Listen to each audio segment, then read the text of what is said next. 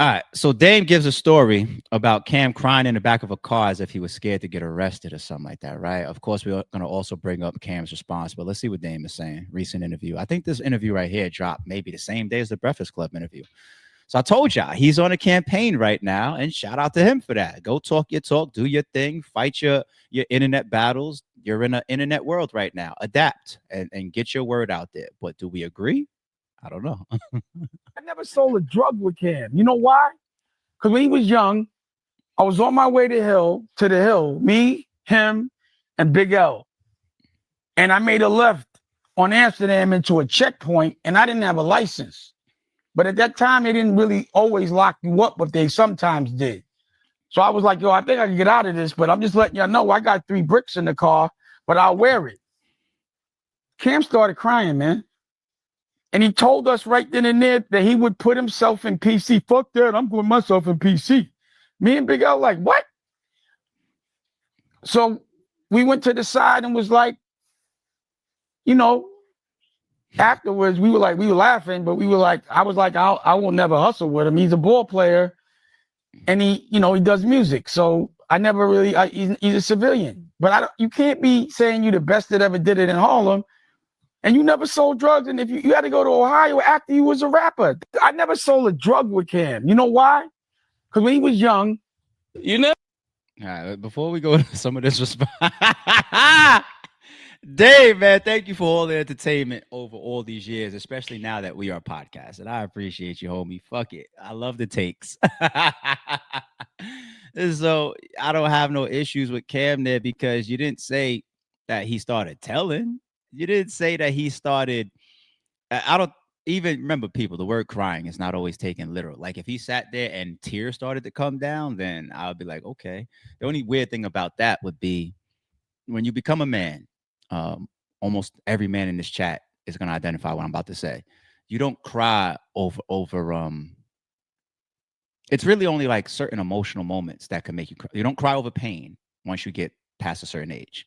Pain, like I've broken all types of bones and whatnot as an adult. It doesn't make you cry. Like you don't cry anymore. Um, I only cry over emotional stuff. I'm at a funeral or something tweaks a nerve or something happening that, emotionally. But the spur of the moment stuff, like being scared, would never make a man cry. Like if I'm in the back of a car and I feel like, oh, the cops are behind us, and damn, we might get in trouble. That doesn't make a man cry.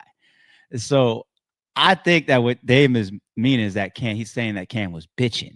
If this is a true story, there's no way tears started to roll down his fucking eye when he was like, yo, what the hell I got? Because you be scared, if anything, in that moment, or be nervous. You see all these motherfuckers on the run from the cops or start hitting it like, yo, we out doing the race and all that type of shit. You don't start crying. That's not a natural reaction for a man. You just be scared or nervous or paranoid. If you cry over the situation, you cry when all your thoughts come in, your nerves settle, maybe when you're sitting in a cell. Fucking. But I'm not saying that this story is even true. Now, if you say I'm going to PC, protective custody, I just say that he was bitching, or just say that he's not cut for prison. You know what I'm saying? Like, I don't know. And then when you start to have this whole spiel of how could you be one of the top people from Harlem and you never sold a drug, Dave, man, keep it formal, man. Like, don't get ignorant, okay? Don't. You're in your 50s, man. Don't put out this messaging to all these people that are watching you, our youth, your kids, up and comers, this newer generation, which is already fucked. Okay, as far as the shit that's in front of them. But don't put out some messaging like to be amongst the greats, you have to sell drugs. Like, and I know that you're capable of that because when you were on the Breakfast Club and you were explaining your OG sitting behind you, you said, this is my OG right here. And you want to know why? Not because he killed somebody or did anything like that, just because he taught me how to be a better man. So you do understand the logic of what it takes to be an OG, be a man of respect, be a man of credibility, be a man that you would look up to, right? So then don't switch it when it's time for Cam and fucking say you never sold a drug. You see, that's the hypocrisy, man. That's the hypocrisy, man. You're drowning out here, Dame. You talk good, you're entertaining, you make some cool points and everything. But when you really start cutting down the layers and we get to some logic and some reality, it's like, oh no, there's a lot of bullshit there. And you're turning people off as well. You know, like I'm a platform that generally, as we covered Dame, I would always try to go after the situation and focus on that. And then when I get to Dame, how many times have you guys heard me say, like, nah, fuck with Dame. I like Dame. I always respected the fact that he's a guy that stands on his square. He doesn't look for handouts. So he tells us sturdy on his opinions, whether he's right or he's wrong. Sturdy guy. I like that. But once we start getting the lying and the capping, like if you saw yesterday's stream, or at least the clip that we put out, family office exposed. That's just a clip of it, but it's also in the full live stream from yesterday morning. You're capping a lot. You're lying to me. You're trying to take me as an idiot. You know what I'm saying? You're being a hypocrite, like in situations like this. And that's where people's going to start losing respect for you. They already don't fuck with you at an industry level because it's like a toxic thing to mess with people that certain people don't. You know, like everybody wants to be on the right side of Jay-Z and not on the side of, and it's not even only Jay-Z. You know, there's a lot of people that don't get along with Jay-Z that are very, very successful, right? He's not the end all be all in the industry, but Dame has shot himself in the foot with many people, it appears. So now you also want to turn off the fans and have everybody not even backing you for any of your wins. You're always saying that you got a new movie or something in production or a new book or something on the way. People are getting turned off by you. They won't support it. You're doing it to yourself. But and you're playing with people that got big platforms that they use consistently. Like Cam will love to use content, run content on you for the next month. 50 will love to get on his Instagram and troll you. It's a losing battle unless you got truth, facts, or you can actually trump them in certain aspects. And it looks like when you did try to trump them, you possibly lied.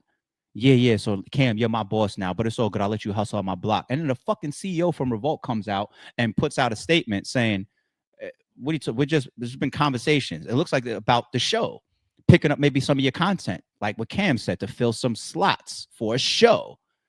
And you out here telling people that you're about to be the chairman and the CEO of and acquire because you're on a path to purchasing Revolt. And we're looking at you like, how do you even legally get to the opportunity of purchasing Revolt when you just filed that you have $2,500 to your name? Now, we know that's not true, but go check out yesterday's stream or yesterday's clip that's in the Sorry It's True podcast playlist about family office exposed. Okay, that take is only here on the Sorry It's True podcast, people. It's nowhere else on the internet, I guarantee you. Oh my goodness. All right, let's see what some of this response is from Cam.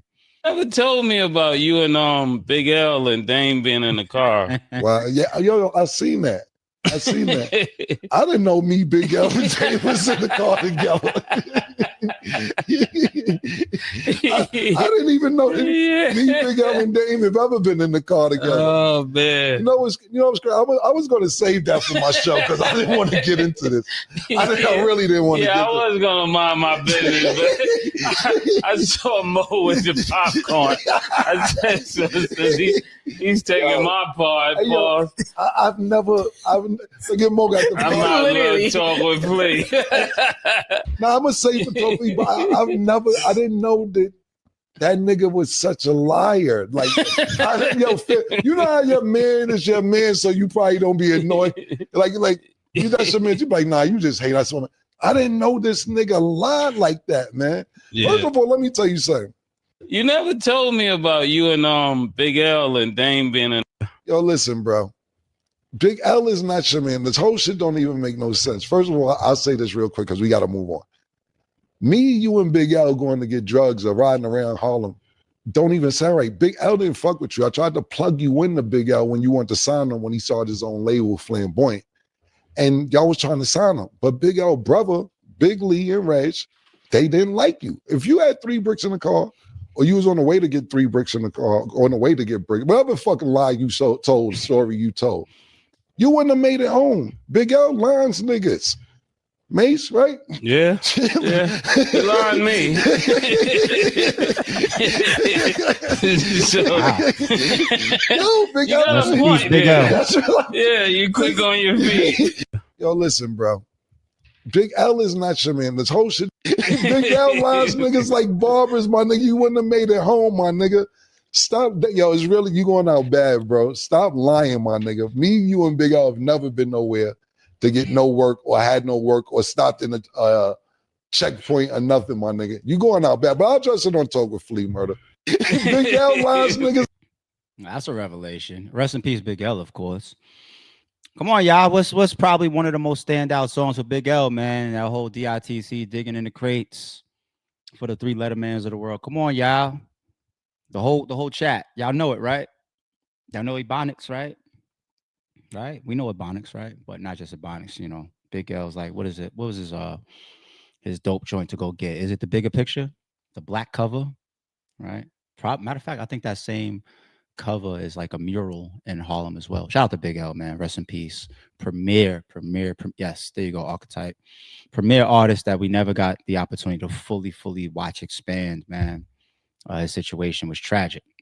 But say that he lined people up, man. Cam just added a whole nother layer to how we perceive Big L right now, didn't he?